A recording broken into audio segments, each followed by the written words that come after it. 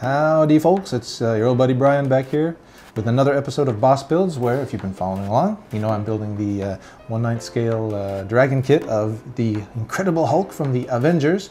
Been doing a lot of the basic painting and some pre-shading on the muscles and all that stuff. If you've been following along, this is all just repetitive.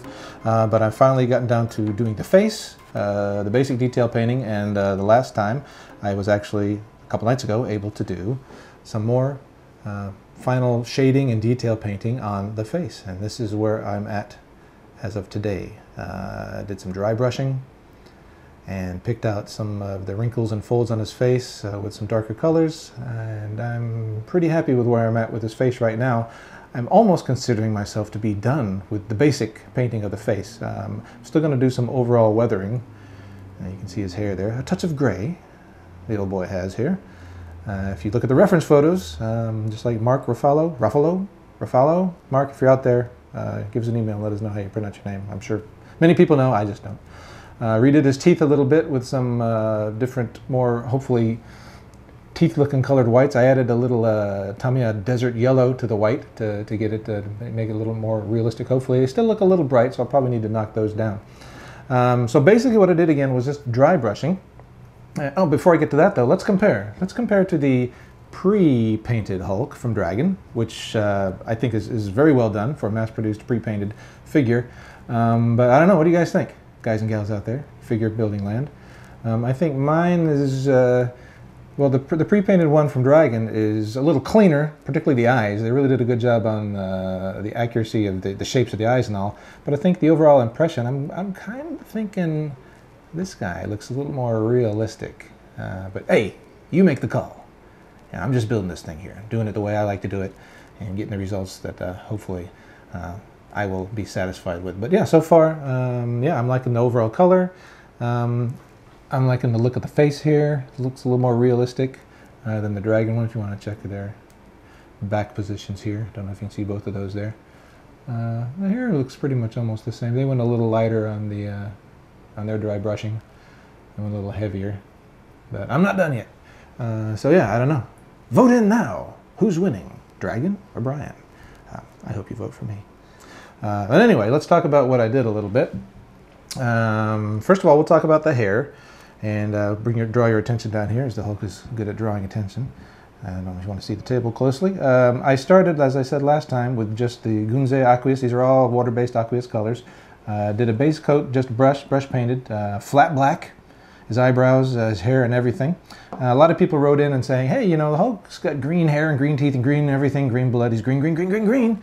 But checking references, I'm not really sure that's the case for the Hulk in the Avengers movie. I got some nice CGI files that they actually used in the production of the Avengers that show close-ups of the Hulk's face, and well, the hair's just, it's a variety of colors. I don't know if green's a part of it, but since I do like the green theme anyway, after I did the base coat of black, I did some dry brushing with Tamiya's Black Green, which is a very, very dark, well, this looks a lot darker than that. It's a very, very dark green. So I dry brushed that on, and on top of that, I dry brushed a little brown. This is actually a Japan Ground Self-Defense Force armor color. It's just kind of a lighter brownish color, just to give him some highlights. Hulk likes highlights. And as I mentioned before, the Hulk's got a bit of gray. Looking at those the CG files used in the production, you know, he's got a little salt and pepper going on there. Not quite Reed Richards or John Stewart style, but you know, he's got a little around the edges there. So I just used, was just looking in my box what color paints I had. Got a little Japanese navy gray, looked to be a pretty good light color, and I just did the highlights with that. Now I keep talking about dry brushing, and doing that, it's one of the basic modeling techniques, and we'll probably do another video on that later, just showing dry brushing techniques. But just a quick thing, dry brushing is when you take some paint, you know, mix it up, whatever, get a nice, usually I just lay the cap down, get a little bit of paint on the brush, and then wipe most of it off. As the name implies, dry brushing means you're using a dry brush. So you get most of the paint off, usually on a paper towel or something, and then, as you'll see in the video that I actually shot, you just go over and lightly hit the highlights. That's the whole point of the dry brushing, is to make the high areas pop out, the highlights, you know, the points that are not deep. I think is how they say it in English these days. So I did that with the hair. First, again, going with the black-green, which gave it a good look. And so basically, this is just the motion I used, just to dry brush it like that. And then, cleaned the brush, went on to the next lighter color, and, using less vigorous force and movement, trying to hit it lighter. And then finally, with the light gray at the top, just hitting it lightly just to catch those highlights. So dry brushing is all about the highlights and all that. And I haven't done any dry brushing anywhere else on here. Now what else I did with the face is use my little pointy brush here.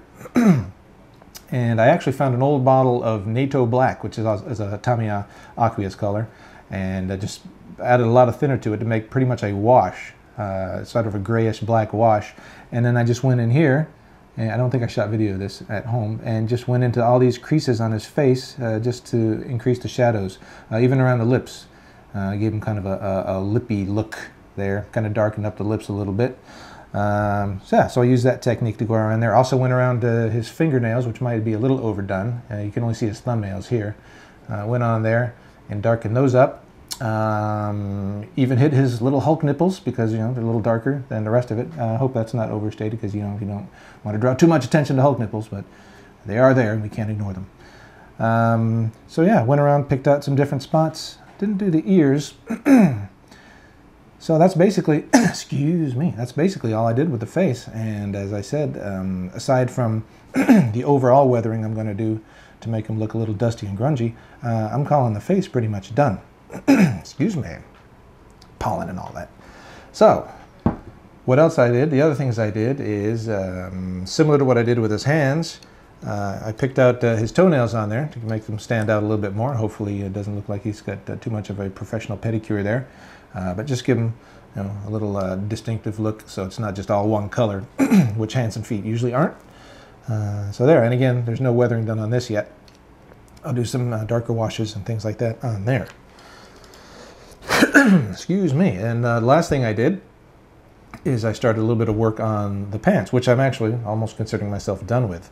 The original color I painted was mahogany, and so I just used a little lighter mix of the mahogany on there, and using the flat brush, this is again about a 1/4 inch, maybe a 1/2 inch brush actually, and just using the dry brush technique, went in, tried to hit all the highlights to make all those things pop, all the seams, the folds and all that. So it's looking pretty good. I've noticed usually brush painting as opposed to using the airbrush, I originally airbrushed a lot of this on here. The brush painting tends to be a little glossier, so I can see where I have dry brushed mainly by seeing the gloss, and that'll all get knocked down once I put the final flat coat on there. I also went and picked out all the little, I guess these are supposed to be some sort of jeans or whatever, picked out all the little buttons and snaps on here, as you often see on jeans, and I think that was a Gunze color called Black Metal. Yeah, Black Metal. But it looks pretty good. Looks like your standard buttons you see on Levi's or whatever. So far, so good, I'm thinking on this. So what else is there to say? What have I done? What is next? Well, I've got to put them together at some point. He'll look a little something like this. So there we go. Again, I'm going to have to heat them up, get a little more positive fit on there. Don't like handling them too much in this stage because I don't want to rub off anything. I think next step is I want to accentuate the musculature a little bit more and maybe tone it down a little bit. I don't think it's really too bright right now, but a little darker might be kind of cool. So I'm going to mix a batch of the original color I used, which was an interior green color for aircraft, and darken that up a bit and use it as a dark greenish wash. Or I'm even thinking I might just use this black green as a wash. This is a pretty good dark color, and thin it out with water probably this time, because if I use the thinner might attack the paint I've already got on there, which would be terrible, horrible thing. I don't want to happen. That's why I always get a little antsy at this stage doing all these big washes and stuff, is I don't want to ruin what I've already got, which I'm pretty happy with. So from this point on, it's all, clench the teeth, cross your fingers, hope you don't screw it up. Better modelers than me probably don't have these concerns and fears, but it's always right on the edge. I want it to be as good as it can be, so I try these techniques, but I don't want to blow the whole thing up. But anyway, if I use water to mix it in there, it has less of a chance of screwing anything up, and I won't be scrubbing the washes in there. I'm just doing like an overall slush wash kind of thing on there and I'll do that with the green. And then after I'm done with all that, I'll probably glue them all together, and then I'll do some of the more weathering techniques, do maybe a black wash to get into all the crevices here and there, maybe even on his hair. And then after that, using the airbrush and dry brushing and stuff like that, just make him kind of dusty, crunchy, dirty. I'll have to check out the movie again and see exactly, you know, how crusty he got at different points in the movie. Pick one of those points and go for it. So there we are so far this week. Again, I'm considering the face pretty much done. We'll bring his festively colored green dragon guy in here. By the way, I'm not knocking this. I still think this is an excellent pre-painted kit here. But yeah, I think I'm taking it to the next level, and I think you can too. So with the Hulk kit, the unpainted and the pre-painted. So for me and the Hulk brothers here, we'll see you next time, hopefully with a lot more progress. So see you next time.